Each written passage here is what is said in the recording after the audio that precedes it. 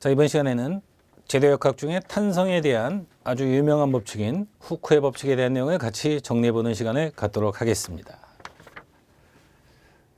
자, 응력이라는 지표가 있는데요. 스트레스죠. 응력이라는 것이 스트레인, 형태 변화죠. 변형률과 비례하는데 응력의 단위 체계가요. 단위 체계가 힘은 뉴턴이고 거리는 밀리미터로 바꾼 면적이죠. 밀리미터 제곱당 뉴턴. 흔히 메가파스칼이라고 하죠. 근데 변형률의 단위는 어떤 길이와 변화된 길이의 비율을 밀리미터 단위로 측정하다 보니까 여기 단위가 없잖아요. 그럼 이 두 개가 비례하기 위해서는 무엇이 하나 곱해져야 될 텐데 각각의 재료마다 가지고 있는 형태를 복원시키려는 원래대로 돌아오려는 성질, 일레스틱이라고 하죠. 탄성에 비례하더라. 그 탄성이 재료들마다 숫자로 정해져 있으니까 개수다. 자, 이렇게 표현되는 게 후크의 법칙이죠. 그럼 탄성계수의 단위가 이쪽이 단위가 없으니까 같기 위해서는 좌우가요. 탄성계수의 단위도 메가파스칼일 것이다. 이렇게 이제 시험 문제가 구성이 된다는 거죠. 응력이라는 것이 힘을 면적으로 응답한 형태고 탄성계수는 일레스틱이죠. 형용사고요. 일레스티시티 그럼 명사가 되는 거죠. 저 E라는 기호를 쓴다는 거죠. 탄성계수 E 곱하기 변형률은 흔히 엡실론이라고 부르는데요.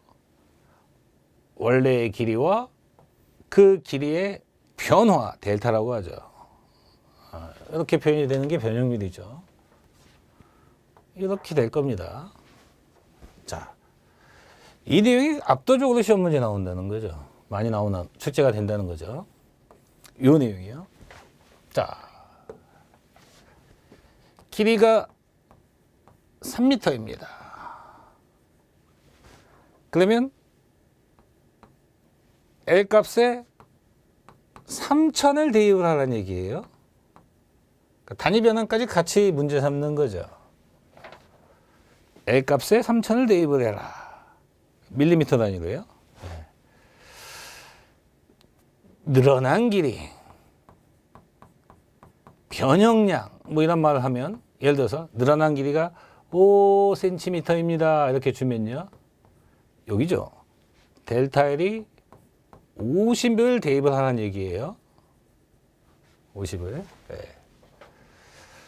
외부에서 작용하는 힘이 인장력이든 압축력이든 외부에서 작용하는 힘이 80kN입니다. 이런 식으로 제시해주면 누굴 건드린 거죠? 네, 여기죠. P요. 축하 중 P를 건드린 거니까 P를 80을 대입하는 게 아니라 kN이니까 10의 3승을 대입을 하라는 의미가 되겠고요. 직경이라고 많이 표현하죠. 직경이 2cm입니다 라고 주면 지금 여기 다이어미터라는 D라는 기호가 없잖아요. 그럼 직경은 A예요. 면적과 관련이 있는 거죠. 원형된 면이니까. 그러면 면적을 건드리는 건데 4분의 원줄 파이 2cm니까 20mm의 제곱으로 해야 밀리미터 제곱이 될 거다. 마지막으로요. 탄성 계수가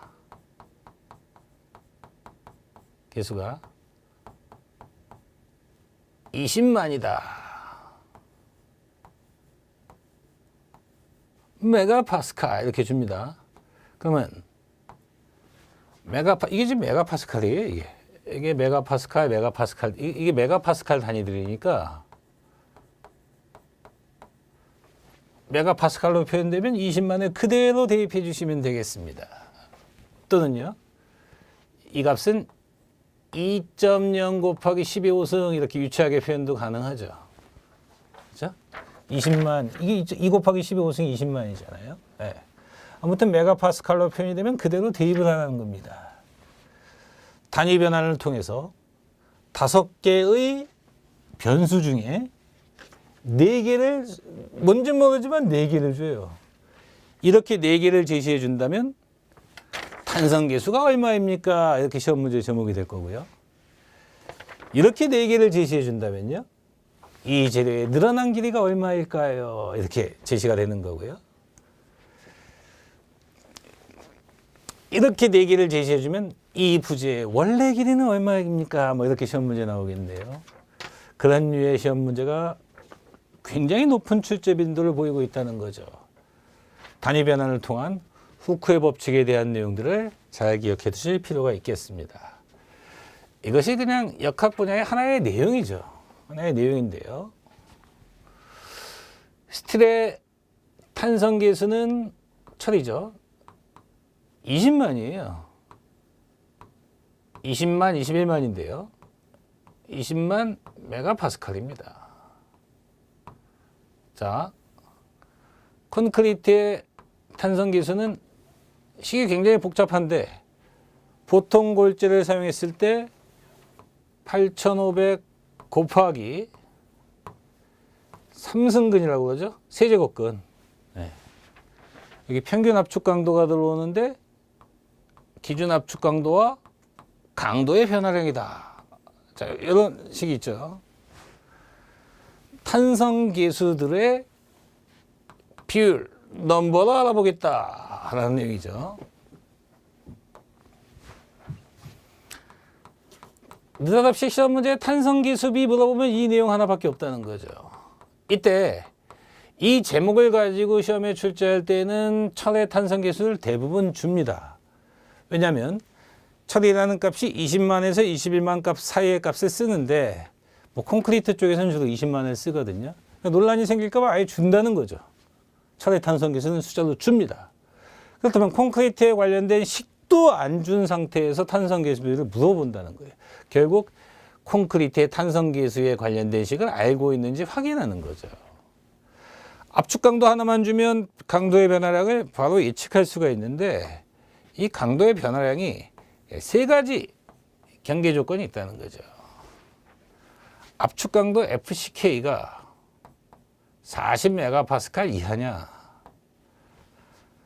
압축 강도가 60메가파스칼 이상이냐, 40과 60 사이에 있느냐, 뭐 이런 얘기거든요. 경계 조건이. 그다음에 40메가파스칼 이하일 때는 이 델타 F가 4메가파스칼입니다. 4. 숫자로 4가 들어가요. 60 이상일 때는 델타 F가 6으로 대입이 됩니다. 40 이하일 때 4고 60 이상일 때 6이니까 그 사이는 직선 보관의 값을 쓴다는 거죠. 그냥 FCK가 50이면 델타 F는 5가 된다는 거죠. 55면 5.5 이런 식으로요. 그리고 나서 시험에서는 압도적으로 이쪽을 많이 출제하는 거죠. 지금 현재 우리나라에서 가장 많이 사용되어지고 있는 콘크리트의 압축 강도가 대부분 뭐 40 이하니까요. 예. 콘크리트 강도 21이라고 주면 여기에 21 더하기 4가 되는 거고, 24라고 주면 24 더하기 4가 되는 거고, 27이라고 주면 27 더하기 4가 되는, 언제나 40 이하로 콘크리트의 탄성계수, 이렇게 시험 문제 제목이 나온다는 거예요.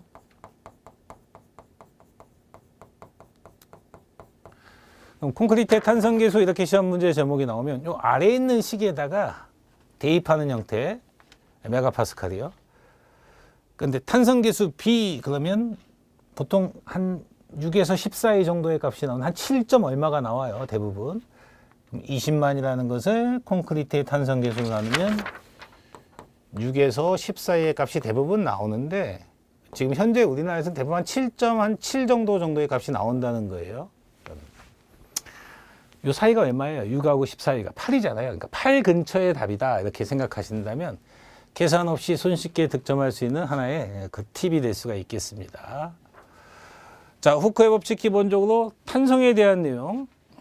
자, 식을 하나 정리해 두실 필요가 있겠고요. 계산 문제 형태를 주로 빌리거나 단위에 대한 의미를 물어본다. 반면 공학 분야에서 철근 콘크리트 구조에서는 콘크리트의 탄성 계수, 철근과의 탄성 계수 B. 자, 두 가지의 형태를 묻는다는 것을 정리해 두실 필요가 있겠습니다.